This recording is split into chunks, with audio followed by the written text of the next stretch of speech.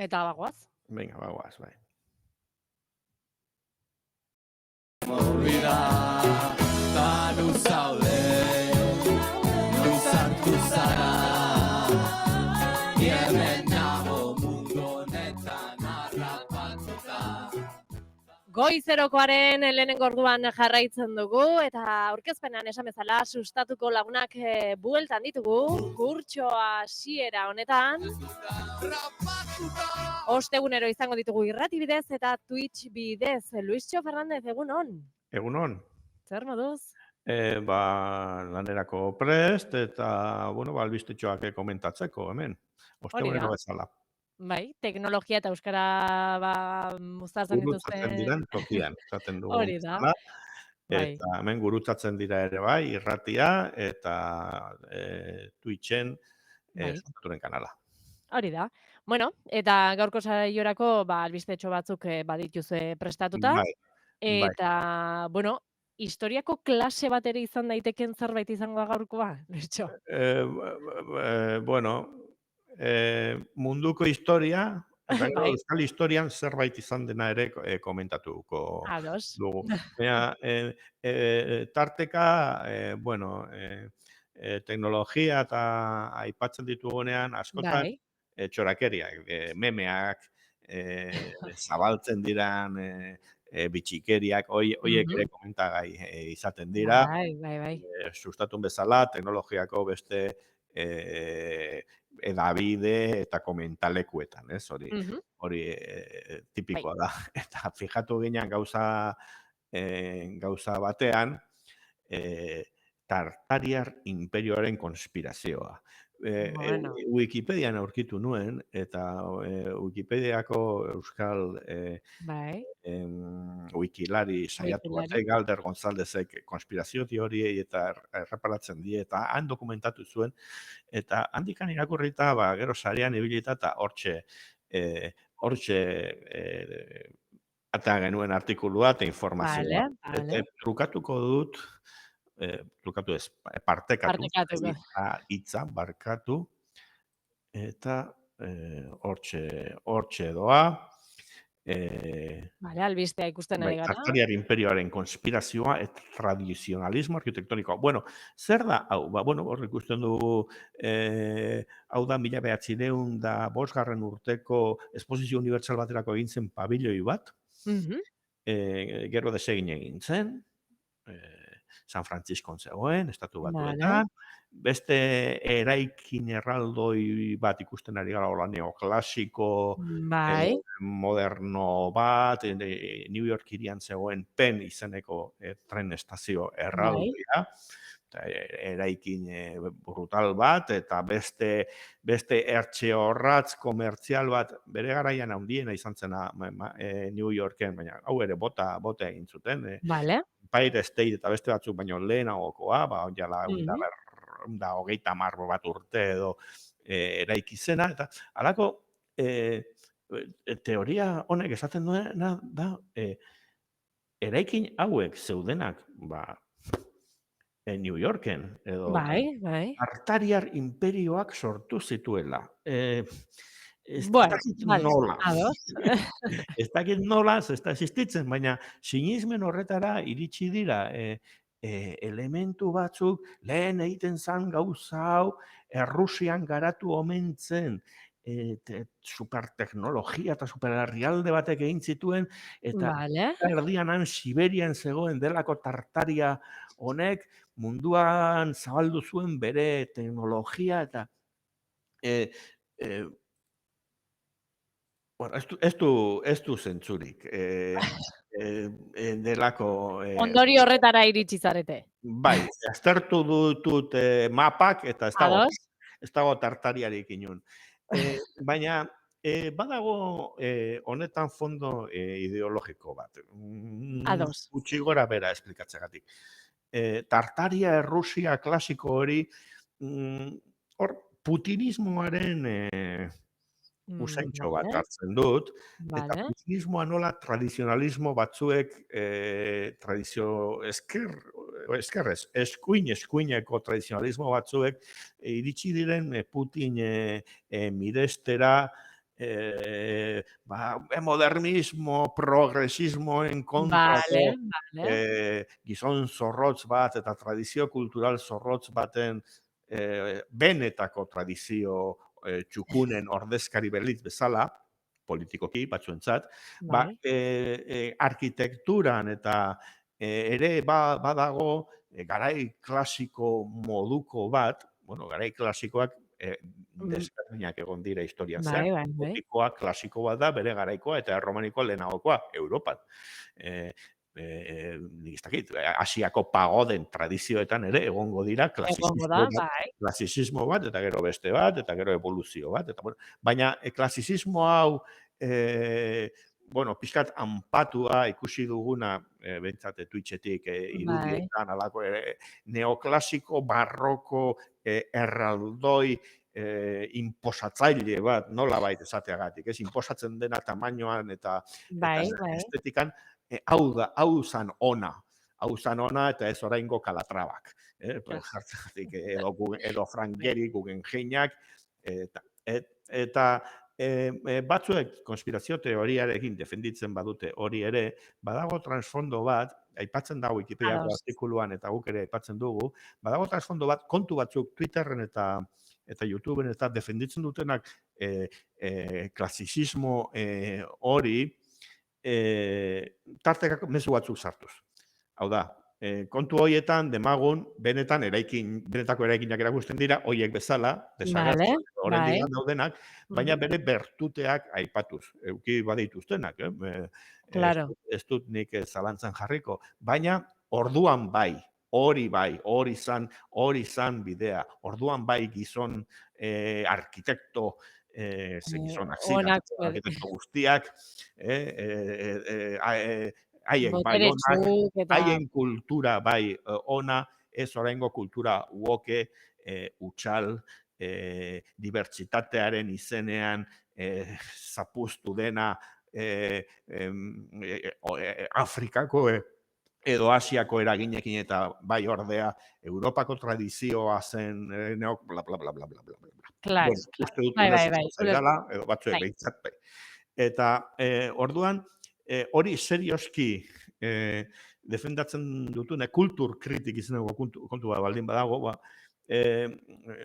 harrapatu zaitzake, ikusten duzu, irudi ederrak zertzen ditu, kultura eredu klasiko batzuen adibak ikusi ditzakezu, eta miretsi ditzakezu, estetikoki eta bere balio kultural historikoan, kontestuan ere bai.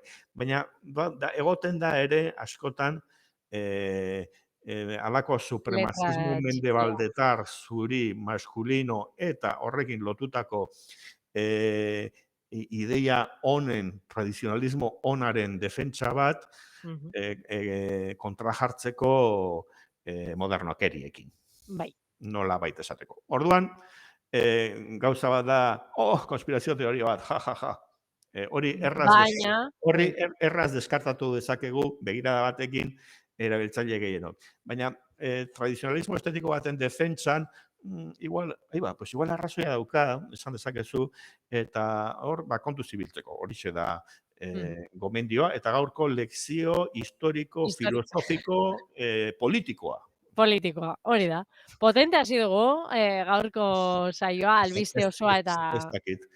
Katedra bat ematen diguten, EH-on. Bai. Eta, bueno, esan entzulei, irudiak ikusteko, sustatu.eusen. Eta artikulo eta lotura gehiagotara, bertatik, orain ez dakit 8. 10. Artikulu urrenkeran horre hongo da gure azalean oraindik. Hori da, eta bueno, saio honetan Luixo ezin da falta, adimen artifiziala. Bueno, hortan ere sartuko gara, eta, bueno, tresna bat deskubritu genuen. Vale. Albistetan ikusi nuen Minimax deitzen zala. Gero bila Hailuo izena aurkitu nuen, ze txineraz dago. Eta bideoak sortzekoa da, baina irudiekin egiten den bezala,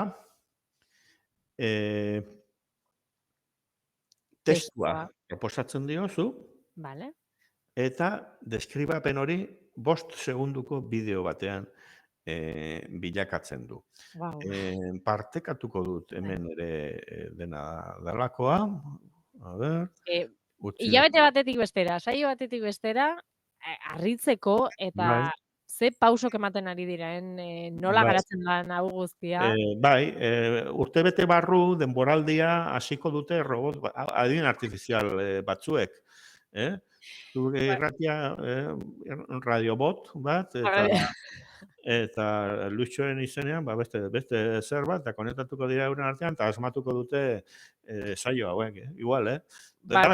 erdiak gezurra esango dituzte, baina Hori da, gauza, hau beti esaten dugu, gauza, informazioa botatzea dala. Gero, informazio hori ondo edo gaizki dagoen, beste kontua da. bueno, partekatzen dut A ber. artikulua, ze hor daude itxatzita adibide Bai. batzuk. Eta, bueno, txineraz dago webgune hori, eta artikuluan estekatuta dago, Vale. baina konprobatu genuen inglesezko instrukzioak sartuta funtzionatzen duela. Ados. Eta txinerazkoakin ere, bai, gero ikusiko dugu, nola egin dugun hori. Oso Baina euskerarekin ez, eta ez da ere, nazioarteko hizkuntza bat gaztelera sartu genuen, eta erekin ez du, lertzen baina, bueno, inglesarekin. Vale. Eta inglesarekin eskatu genion, katu bat eta txakurra xakean jolasean.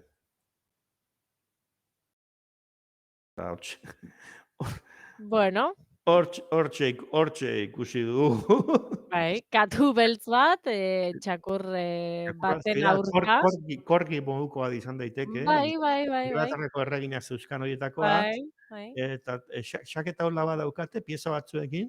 Saiatzen dela piezak mugitzen, baina ez du lortzen. Bai, hola, katua zurrago dago, ez begira esan ez bezala, zer. Intzazu zerbait. Piskat, txakur eta katuen personalitatea ere ondo dago, eta mugimenduak, bueno, pieza bat mugitu iten du, peoi bat mugitu iten du pixkat ikutzearekin, ikusi ezagun, iruditu zait mugitzen duela, orduan pieza hori derrigor mugitu beharko luke. Hori da araua. Ikutzen baldin baduzu pieza bat xakean, ez du balio atzera egitea, egin behar duzu. Alde batera edo bestera, tokatzen, aukera baldin badu. Orduan, uste dute txakurra gaixi dabilela hor. Bueno, orduan, hori jarri... Pauso bat areago juntzinoten.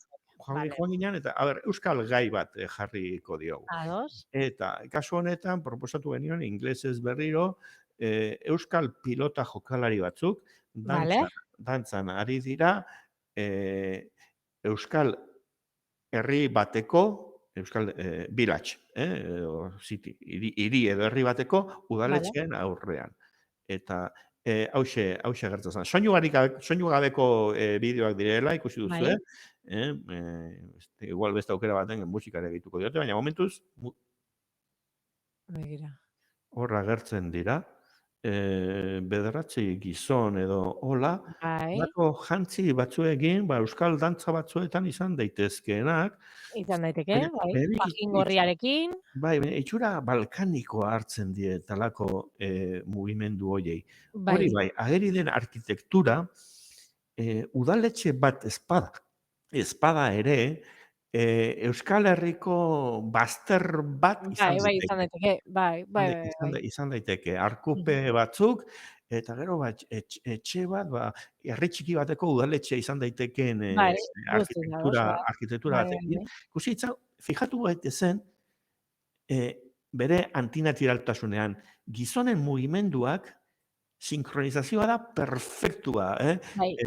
Mugimendu bera. Mugimendu bera iteute, baina desberdinak dira, bata burutxuria, bestea beltzara nagoa, baina eskua mugitzen duenak etzer baten, dantzarien sinkronizazioa perfektua da, hor pixkat antinaturala da. Eta gero beste kontu bat, guk sexurik ez dugu esan, baina euskal pilotariak eta dantzariak esan da, ematen du gizonezkoak bakarrik marrazten dituela, delako adimen artifizial honek.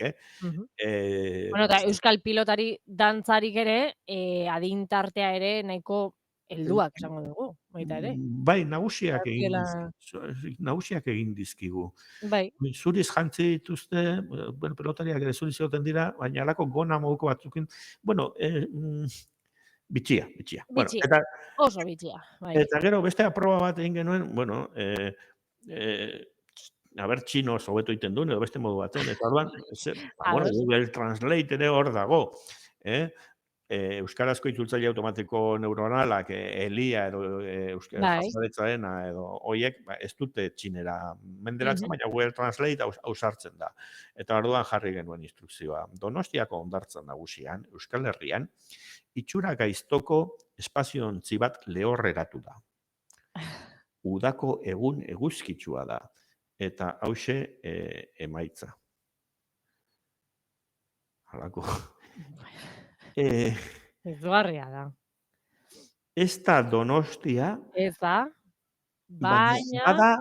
bada hondartza bat Donostiako Miramar, Loretope moduko ingurune bat daukana, eta atzean mendi bat badiaren beste aldean. Hau da, Donostiako Kontxaren ikuspegi bat da, Igeldo eta Loretopera eta Miramar Jauregira begira, baina beste etxe batzuekin eta beste hondartza batzuekin. Eta espazio untzi bat dago. Izugarria da. Gaure kontuan izan behar da, Txinako aplikazio badala, eta baduela Euskal Herriko informazioa edo zerbait baduela. Donostiako hondartza nagusia detektatu du, Euskal arkitektura detektatu du, eta Euskal jantziaren antzekotasun bat ere. Bai, eta 5 segundu dira eta soinurik gabe. Itzuliko gara 3 hilabete barru eta, bueno, eszenak egingo ditu dialogoarekin. Eskatuz gero. Alien bat irteten, esango diogu, alien bat irteten da espazio untzitik eta irrintzi bat botatzen du. Eta uste dut, iritsiko garela, hori ikustera eta entzutera gure saio honetan, aurtengo denboraldian. Hori prebizio hori. Gu bota dugu, ea, igual norbaitek edo euskal informatikarin batek edo balakoetan dibitzen batzuk, atzo ikusi nuen bat, euskarazko beste garapen bat, aztertu behar dut eta agian datorren asterako artikulu bat ere egongo da. Baina, bueno, historiako puntu bat aipatzeagatik, itxi baino lehen, usten badiazu ganatze. Euskarazko interneten historian toki euki duen webgune bat, ixtera doa. Ara, bueno, hori ez da albiste oso ona, Ez, garaiaren zeinu bat da. Kaixomaitia.eus. Oinala, 17 urte sortu zen, 17 urte terdi, San Valentin egun batez, otsailean sortu zen, urtea esango dizut, 2007an. Eta Inigo Arandia izeneko ekintzaile batek bultzatu izan du, eta, bueno, mantendu izan du laguntza, arpidetzen bidez ere bai, eta kontaktuak egiteko webgune bat da, bere garai hartan aplikazio mugikorrak hartu dutenean espazioa, Tinder bat gaur egun zabaldua dago, orduan web bidez ziren, eta igual etzeuden sozialki ere etzegoen hain ondo ikusia, olako bat erabiltzea, baina bazeuden match.com edo Mythic bezalako webgune batzuk, eta haien hildotik euskaraz harreman bat aurkitu, eduki, esploratu nahi zuenarentzat sortu zuen webgune hau, eta, bueno, beste gaur egunean beste aplikazio horiek hartu dute toki hau, eta zaila zitzaion ustea webguneari garatzaileak. 10 milioi bisita euki ditu, 200.000 mezu trukatu dira aplikazioaren bidez, 20.000 erabiltzailetik gora egon dira urte hauetan zerean, kaixometian, urtea arrakastatzuena pandemiarena izan zen, baina gero jetxiera bat izan du eta bueno, pues, ixtera doa seguruenik. Eskaintza bat egin du, kaixomeitia webunean ikusi daiteke eta sustatu nire esplikatu dugu. Webunea oraindikan sartu norbaitek eta ligatzeko aukerari baldin badauka, iraila amaierara arte izen ematea librea da, eta bueno, ez dakit, movimentua dagoen edo ez, egon daiteke, baina iraila amaieran itxiko da, baina epetxo bat ere hartu du garatzaileak, urrira arte edo azarora arte, norbaitek eskaintza bat baldin badauka, ni enkargatzen naiz honetaz, begira, errelebo bila. Errelebo bila. Baina enaiz oso optimista. Bere garatzaileak hainbeste urteko maitasunarekin eta mantendu izan badu, berak badaki funtzionatzen duen edo ez, eta ez dakit beste uste ote duen funtzionatuko duela kargu hartzen badu. Ikusiko dugu. Itxiera definitiboa gertatzen bada, abisatuko dugu hori ere. Hori ere. Eta erreleboa baldin badago, bueno, hori ere. Luxo, mila esker, beste behin gurean egotagatik, eta hurrengo ostegunera arte. Zuei eta datorren aste arte. Agur. Ondo izan, agur.